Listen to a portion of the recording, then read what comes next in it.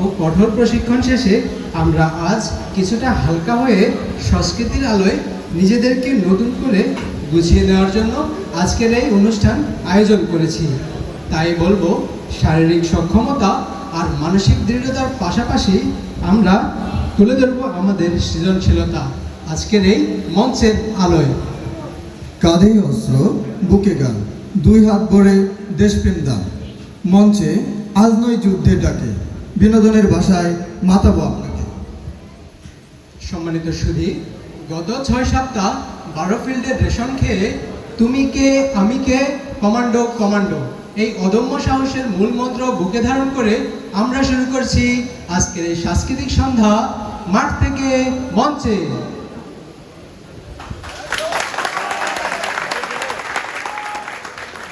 Commando মানে শুধুই একজন সৈনিক নয়, কমান্ডো মানে শৃঙ্খলার প্রতীক, সাহসের প্রতিচ্ছবি আর দেশের জন্য জীবন বাজি রাখার অঙ্গীকার। সম্মানিত সুধী, আজকের এই সাংস্কৃতিক সন্ধ্যায় আমাদের মাঝে উপস্থিত আছেন আমাদের প্রেরণা, আমাদের গর্ব, সম্মানিত লেফটেন্যান্ট কর্নেল মাহমুদুল হাসান পিএসসিজি, অধিনায়ক 12 ফিল্ড রেজিমেন্ট আর্টিলারি ও সিও ম্যাডাম। আরও উপস্থিত আছেন